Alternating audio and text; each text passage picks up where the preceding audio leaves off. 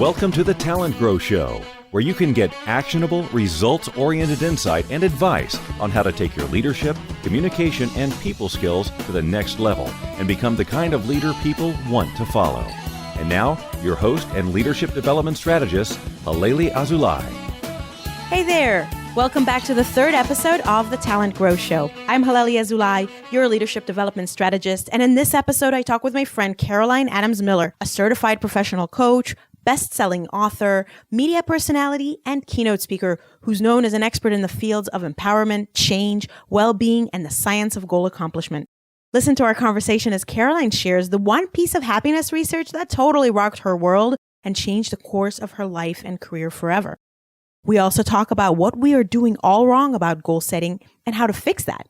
And Caroline shares a magical little exercise that will create a profound impact on your happiness and success, and how you can develop more grit and create wins daily. And you might like the big, scary, gritty personal goal that Caroline shares at the end about what top 10 list she's trying to get on. I think you're going to learn a lot and get lots of actionable ideas, so listen in. Welcome. Thank you very much for joining me on this podcast, Caroline. This is Caroline Adams Miller. And if you are not familiar with this woman, then you need to get familiar with her. I am so excited that she has agreed to be on this podcast because Caroline is not only an amazing author, a coach, actually a coach's coach. People come to her who are coaches to learn more about how to incorporate her specialty into coaching, which is positive psychology. She's a speaker, she's an educator, and she really has a lot of background in terms of the science of well-being, happiness, and goal accomplishment, and an amazing career to match. So, and she's a friend of mine too. So I feel really honored and happy to have Caroline on the show. Oh.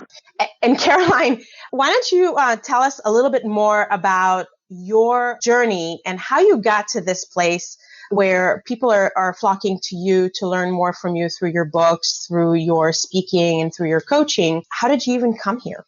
Wow. Well, first of all, thank you for that unbelievable introduction. I feel lucky that you call me a friend because I feel the same way about you. So I appreciate it. I'm sitting here going, who is she talking about? But thank you. That was very nice.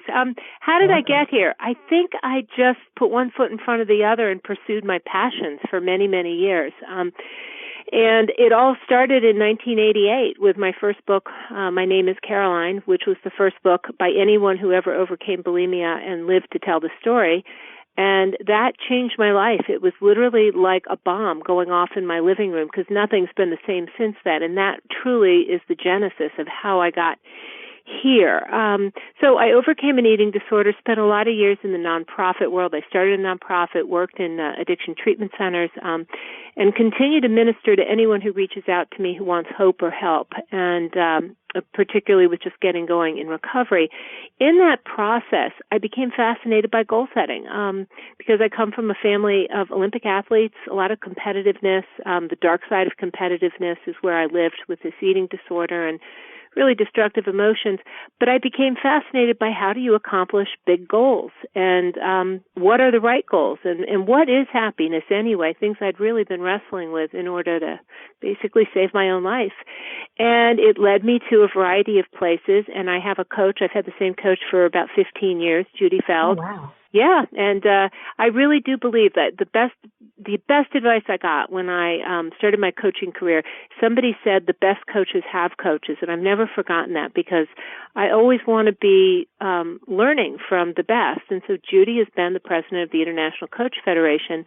But she and I just along the way, worked together to set and help me accomplish goals. And she suggested the positive psychology program at MAPP, the MAPP program at the University of Pennsylvania, because she was part of bringing authentic happiness coaching to the world with Marty Seligman back in 2003. Well, he stopped doing that and basically said, I want to teach positive psychology in person as an applied degree, and I want to invite 35 people from all over the world to come study with me for a year, and all the best thinkers. And I heard about it from her, and then I looked into it, and I thought, I have to get there because it encapsulated everything that fascinates me, well-being, excellence. It was an evidence-based approach to studying, something that comes up all the time in coaching, which is how do I become my best self, and what is my best self, and what is happiness anyway?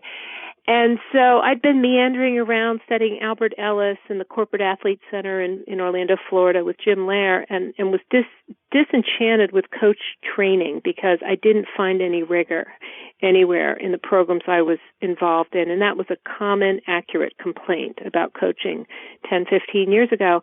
Penn offered me a way out. And so I'm about to end this story so we can get back to questions. But as a result of going to Penn in 2005, I was really fortunate. I was admitted to the very first class of people, really a bunch of pioneers from around the world who were all there basically saying, we want to learn the science of positive psychology. We don't know what we're going to do with it, but we're here to learn because we know we need it. And we need it for the work we do. So early in that fall of 2005, I was exposed to some things that rocked my world. And the most important one was a piece of research called The Benefits of Frequent Positive Affect. And it was a slam dunk finding of hundreds of studies showing that all success in life is preceded by being happy first. And that turned my coaching career, my life, the way I thought, the way I looked back at my life. And I realized that I'd had it wrong for all these years, which was success is preceded by being flourishing first. We don't become happy because we succeed. So I found out that no one had ever written an evidence-based book on goal setting. And because I looked around, it's like the Law of Attraction, Zig Ziglar, Brian Tracy. There's no research in any of those books. Some of them are just magic. Mm-hmm. And I said to Marty Seligman, I'm going to marry the science of happiness with the science of goal setting. And I think the world deserves a better book than's out there. So that was the book, Creating Your Best Life. And that has, there are other books since then, but that's why we're sitting here on the phone, is I think I brought a gift to the world of both coaching and goal setting with a book that actually makes sense. It's scientifically based. And I continue to build on that knowledge. I love that book too. And I'm happy that I met you actually as a result of my attending the first conference that they had for positive psychology. I don't remember what year it was. It must have been like 2007 or 8 in DC. Do you remember at the was it Gallup? At the Gallup building. Mm-hmm. Is that where we met? Yeah. And that's where I met you. Yeah. Lucky us. Yeah. I am really lucky. So that's really cool. And I have to say, I'm jealous of you for having studied in that program, the MAPP, Masters of Applied Positive Psychology program, Penn, because that's such a cool program. But that you were in the first class is very first class. Awesome. Mm-hmm. And that book, of course, is really helpful. It's not only research based, but it's also very practical. And it gives so many practical things that people can actually do, worksheets and tips and steps that they can use to apply what you've learned and what you've studied to their life. I really appreciate that about that book. Thank you. I appreciate that. It's like I had a baby and I want everyone to like my baby, and you like my baby. So thank you. I understand that totally. And I think that it's a beneficial book. I think everybody should have that in their library. So, you mentioned the science of goals, and of course we could probably talk about that for 3 days straight. But if you could encapsulate in a couple of short statements, from everything that you've studied, and I know that you're constantly studying what's new and new research that's coming out and adding to your knowledge base. But based on what you know about goals, what are some of the things that we have wrong about goals? And what are maybe 1 or 2 things that are most important for people to know about setting the right kind of goals?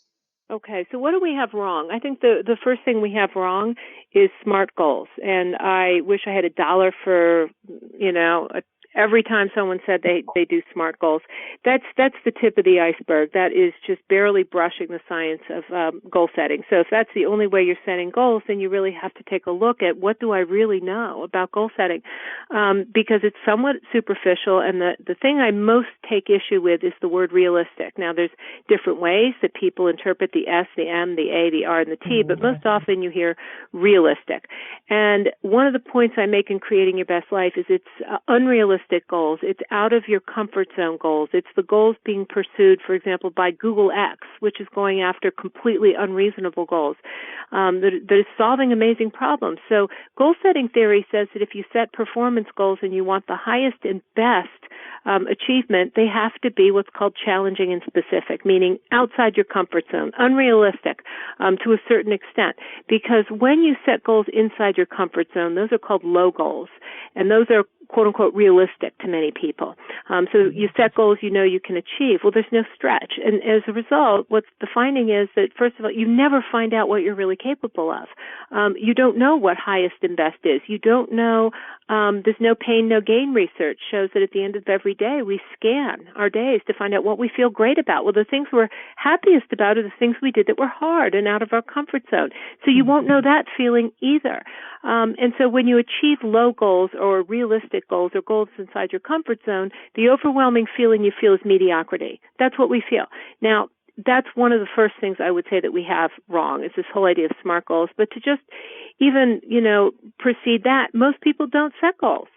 Most people react. Most people wake up every day and they just react to what was left undone yesterday, or they adopt other people's goals or should goals, or, whenever you hear I should, you know that it's a goal you probably shouldn't be pursuing because it's not your goal. It's someone else's goal. So most people don't set goals, and when they do, they tend to be somewhat low or mediocre, and or they just are reacting and they're not being proactive. Goal setting works if you know how to do it. So that's what I would say we have wrong. And what are a few things we should do? There's a very magical little exercise called Best Possible Future Self. And I have it available as a download on my website, which is just CarolineMiller.com. And the research on this little elegant writing exercise, which is spin your life 10 years in the future and imagine everything has gone as well as possible. There's no barrier to achievement. You can live where you want to live, be doing what you want to do, and just let it go. 3 days for 20 minutes a day, 3 days in a row. What does that life look like? And go into detail. Well, what they find is this, the outcome of this little tiny writing exercise is so profound that you can't not do it. People save more money. They become more hopeful. They basically see which goals they have are in conflict. You have a roadmap for success. People are happier for 6 months after doing this. So that's one thing you should do. And I'm fascinated by grit too. So one thing I would say, and then I'll stop talking. If you're going to do something else, commit to it. Just commit to it. We are full of quitters in this country, simply because we are coming off the self-esteem movement, which has been a horrendous failure, because the misguided thinking was if you praise children, they'll feel better about themselves, and if they feel better about themselves, they'll work harder.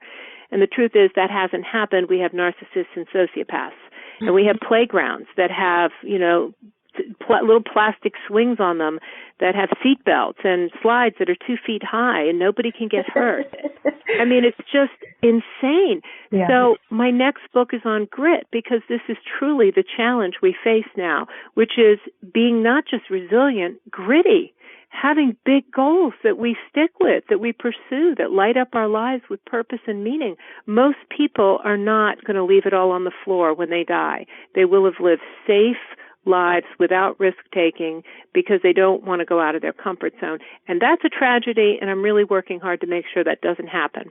I totally get it about the not taking risks. And I actually, when you were describing that exercise, I was thinking to myself that I can see how some people would sit there and, be very visionary and write this dream that they have, and then feel a sense of overwhelm or fear of what if I can't do it, or what if I try and I fail? And I think so many people are completely paralyzed by this fear of failure. And I think that that you described, the self-esteem movement, probably was a big part of that. And all of the, the studies that we have now about the helicopter parents versus the tiger moms, which is better, that I'm sure it feeds into this whole society of people that are just paralyzed by fear. Right. And, you bring up a great point. And let me just, take a bow. I mean, give you a chance to take a bow, which is, I know that you're starting new endeavors this year, and that's risk taking. And I think even if it's scary and you don't know if it'll succeed or fail, at least you're living as large as you can. So I'm talking to someone who's actually doing what I'm saying people should do. And I think you know that's true. But, Thank you. yeah, I think that one of the things that we really have to combat is this sense of we're all winners and everybody is good enough as they are, and because of that, we have we're just not living up to our potential, and as a result, just to go back to well-being, is we never have a chance to live a high quality life, because the highest quality lives are the ones where you've explored and you've dared and you've taken risks, and that's in the workplace and that's in our personal lives. Although I don't think you can be one person at work and one person at home. In many ways, you have to be consistent and authentic across all spheres. So I would love to see people marry who they are and not try to be one person one place and one person another place. Live life with zest, with curiosity, with a sense of purpose and meaning, because that's what you're going to remember when you're looking back on your life. You're going to remember the things you did that were out of your comfort zone, where you had a purpose that was greater than you. It wasn't just about you. There was something else you were living for. And as a result, the goals you pursued kind of unfolded naturally, and they weren't should goals. They were about I can goals. Or even, as I said in my TED Talk, or TEDx Talk, which I just gave, why not? Ask yourself, why not? Instead of why? Why me? How about why not me? That's, by the way, that is such a great video of you. Congratulations on doing TEDx. It was TEDx Gramercy, right? Yeah. And really great. I enjoyed it. And then you have that challenge that you issue at the end, where you can go and take that grit assessment and then follow up with the actions. That's really good. I recommend, and I'm going to put the link to that in the show notes when the podcast comes out. So I know you have a lot of examples because you're doing so much research for this book, which I'm so excited and looking forward to reading, Authentic Grit. So can you describe grit? I know that you are very specific about how you want to have us think about grit, because we're kind of using it, we're watering it down and diluting the meaning of it and mixing it with these other terms like perseverance and persistence. It gets kind of confusing. So define grit, just so that we're talking about the same thing. And then maybe just give an example of what you mean by that. Maybe an example that, if I'm a new manager, or I'm potentially moving into a management position in a corporate organization, what might grit look like in my world? Okay, great questions. And thank you for saying that the TED Talk was good, because I was scared out of my mind and didn't know how it would go. But, I went out there and did the best I could, and that's all we can do in life. And part of that is grit. Grit is going out and not always knowing that you'll succeed, but at least knowing you almost died trying. So it has become a watered-down term. You see it in the sports pages. I think it's used instead of the word heart or resilience. Grit is being used, and grit is a very special quality, and that's why I'm interested in it. And that's why one of my mentors, Angela Duckworth, just won the MacArthur Genius Grant because of her work on grit. It's special. It's different. It's not something you see every day, but it's something we can all cultivate, which makes it exciting. So her definition is passion and perseverance in pursuit of long-term goals. And so those are goals that light you up. Those are goals that you don't have any guarantee of success, and you start out knowing it'll be hard. It's going to be hard. Just to go back to the whole idea of going out of your comfort zone, grit presupposes that it's going to be hard. And yet, because you've set it for yourself, because it feels purposeful, or in Japanese, the word ikigai, that which I wake up for, it's something that propels you forward. And we all want to have a cause. We all want to have an ikigai. We all need to live for something bigger than ourselves. And it does translate into day-to-day work. So I'll get to that in a moment. But so one of the things she talks about is that this special quality, this passion, so you have to be lit up, and perseverance, not just short-term perseverance and kind of getting up for a couple months after you fall down, getting up for years after you fall down. And typically what you'll think about is athletes who have a dream of going to the Olympics, who persevere through injuries and, coaches, leaving them or whatever, and then, not believe of losing and whatever. So what you see with a lot of these Olympians, and I do believe great character studies are in the sports pages of the newspaper every day, is you see people not giving up. Or just think about ice skaters at the Olympics. If they fall down, they don't just sit there and stare at the crowd. They get up. They get up and finish their routine. That is an analogy for grit. So passion and perseverance in pursuit of long-term goals, not short-term goals. So if you translate this into the workplace, quite often you see people stepping into bigger shoes than they're really ready for. And that's good. I mean, the book, The Confidence Code, which just came out, talked about how women typically don't do this. They wait until they satisfy all of the criteria before they raise their hand for a promotion or, going after something different, something bigger.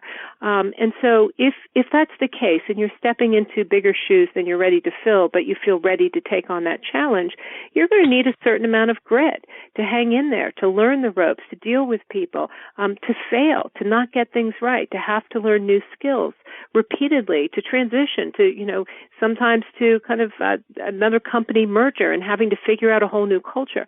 So just hanging in there in a company because it's something that you feel is socially worthwhile or it fits some of the needs and desires that you have for yourself because it serves something bigger, that takes grit.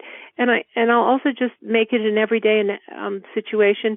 Overcoming any addiction like alcoholism, that's grit. Because it's not just about being sober for a week, it's about being sober for years.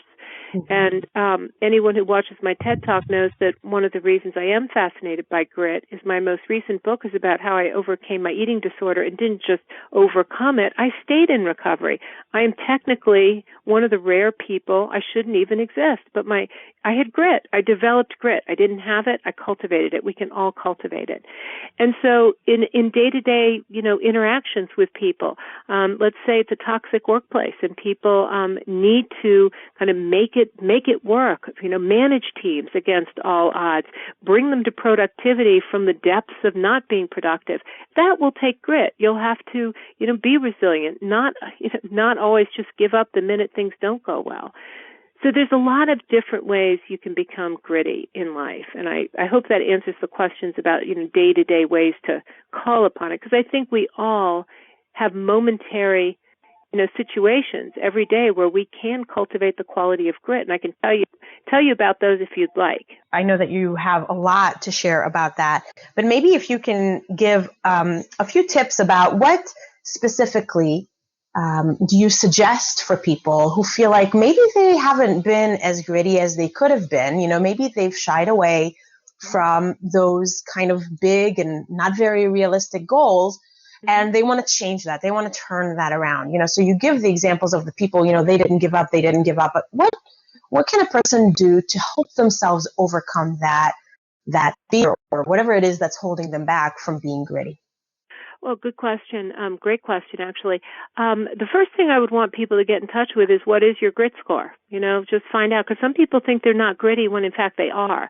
I've taught positive psychology and coaching for 6 years at the University of Texas School of Management, and I always assign taking the grit scale in the 5th week of the course, which I now teach privately, by the way, the same course. But people are quite often surprised to have high grit scores, and you can take it on my website if you want to do the Authentic Grit Challenge. But people sometimes take for granted what they've done, and they realize that they have cultivated it in one part of their lives, and they know how to be that person. They just need to transfer those skills into a new arena. So you may possess grit, but you just haven't applied it to a certain area of life, and that does happen. But for people who are not gritty, and let's just say, let me just point out one thing, which is being successful does not mean being gritty, because there are lots of very successful people walking around who've never gone out of their comfort zone. They're just that talented. They get lucky in some situations, and they're just in the right place at the right time, but they've never really taken risks. They've just been able to basically just keep doing one thing after the next. And maybe, you hit the stock market boom or the real estate boom, and you're just in the right place at the right time. So you have money in the bank, but you aren't gritty. Guess what? A lot of those people, they know it, and it bothers them. And some of those people find their way to me, and I'll say to them, what's the hardest thing you've ever done? And there's this long silence on the phone. They'll say, well, I've never really done anything that hard. But, the thing is, I know I'm capable of more, and it's really bothering me. And at that point, they're so used to being successful and being praised for being successful that they have to get comfortable with the idea that they might fail at something. And so you have to prepare for that possibility and walk people through what's the worst thing that could happen if you took this risk. Really, what's the downside? And so the question I love to ask people that elicits some of these answers is, what are the risks you haven't taken that you know you will regret not taking if you're looking back on your life one day? And everyone has an immediate answer to that. I've never had a pause or a long silence ever. I get pauses and long silences to some questions, but never to this one, because I think everyone has something. Everyone has something. Yeah. Mm-hmm. Can you relate to that? Oh my God, totally. Totally. I didn't mean to interrupt you. I was just agreeing enthusiastically. Well, if you feel like self-disclosing, I'd love to know if there's any risk you'd like to share with your audience that either you're pursuing right now because you feel like you want to go out of your comfort zone, or something that you feel like in 2015 that's on the agenda to tackle, and you might fail, but you know what? You're going to try. Oh, totally. Well, actually, even starting my business, I was so scared of it, and I wanted to do it for a long time, but I kept feeling like, I don't know if I'm going to know how to sell myself, and how am I going to compete with all these other really smart and experienced people that are out there already doing similar work. And it was difficult for me to know how to think about it. But I really like how you help people think about what's the worst that can happen. And I find that that's been very helpful to me. And also this idea about the regrets. So what helped me actually back then was my husband said, well, what's the worst that can happen? You can just go and get a job, like you start your business. And if it doesn't work out, then you just go get a job. And I thought, oh, well, that makes sense. Okay, let me try it. And, I've been in business now for 9 years. Wow. And I'm so happy that I took that risk. And right now I am working on something, and the whole, this no regret thing is something that's been guiding me, because I think you can unmistake or you can learn from a mistake. So, for example, if you try something and you fail, you learn from it. You can recover from it. Most mistakes are not dead-end mistakes, but you can't recover from regret. Like, regret stays with you forever, and you cannot undo it. Yep. And the research on regrets is very interesting, because what's been found, and I have a chapter on risk and regret in Creating Your Best Life, because it is really interesting research. I'd never seen it. I'd never heard about it. I never saw a book on it. But I was lucky enough to have unparalleled access to research at Penn. So I just dug up so much stuff that was stuck in academia and just really hadn't come into the mass market. But one of the things you find is that between 3 and 7 years after taking a risk that didn't work out, you don't regret it anymore. You regret the risks instead that you didn't take. So over time, even if you fail, that is completely eclipsed by the toxicity of regrets of not being a doer, of not being a trier. And whenever you say to somebody, if you start this conversation with them about risk-taking, you say, what's the biggest risk you've ever taken in your life? And people usually think for a minute, 10 seconds, 15 seconds, and then they say what it is. And I would say 99% of the time, they're talking about the biggest success in their lives, or the thing that changed their lives, or the things that brought them the most joy. So on some level, we know that risk-taking pays off. It's just, look at this research on economics. We don't want to lose. It hurts more to lose than it feels good to win. And that's research. That's amazing. And we have to have a whole other conversation just about that. I think I'll definitely have you back again in the future, just to have more about this idea of taking risks. I think that's That's really interesting. So I know that you're a very busy lady. I know that you're preparing for your keynote that's coming up for the International Coaches Federation, which is really awesome, about your research with goals and grit, and writing your book. But what are you most excited about? We're going to wrap it up. So just tell me, what are you most excited about in 2015? I guess either just in general in the field of study, positive psychology, or the things that you are coming across in your research, or, in your own life and journey. And then how can people find out more about you before we wrap up? Okay, I'll give you a personal answer and a professional answer, and I'll just start with find me at carolinemiller.com. Everything just flows from that website, including my Authentic Grit Challenge, which I think is just really a cool experiment. So professionally, what I'm most excited about is taking a huge risk and narrowing my coaching practice down to 60 slots a month and doing nothing but writing Authentic Grit for the next 6 months. So it's always a risk to kind of go out of your comfort zone and write a book. You don't know if it'll fail. You don't know if it'll succeed. But I think other writers will identify with this. The book is writing itself in my head, and I need to get it out. So I think I have something to add that's new and different, and I think I can help people, and I think I can provide hope. And I think this topic of becoming grittier is important enough that our country needs to hear it. So I'm excited about that, and I hope I succeed at that.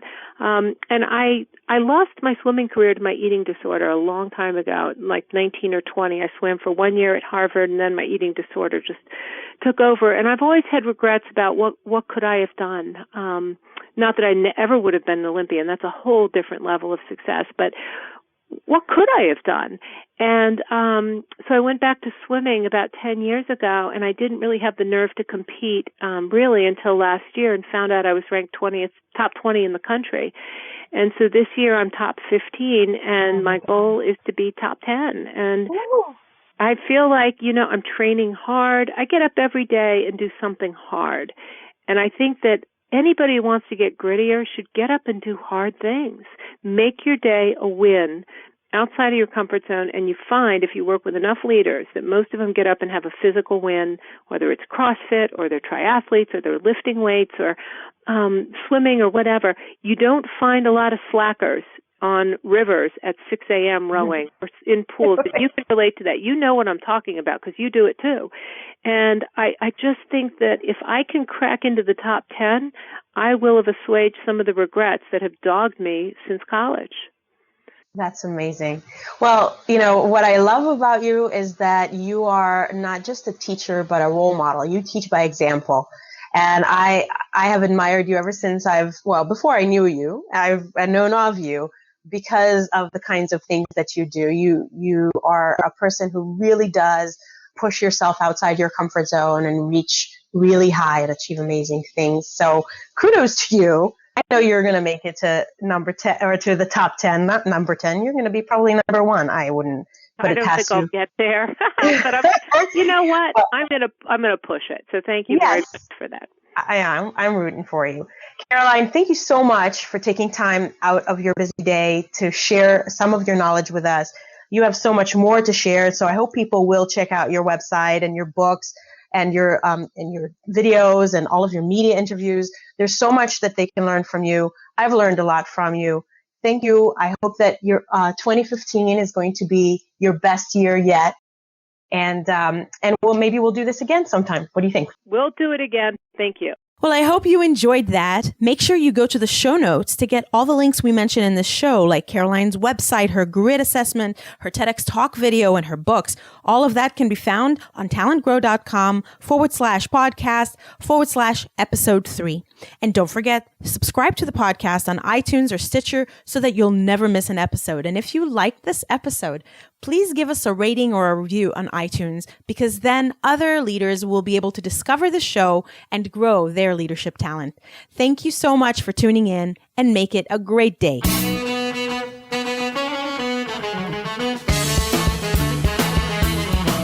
Thanks for listening to the TalentGrow Show, where we help you develop your talent to become the kind of leader that people want to follow.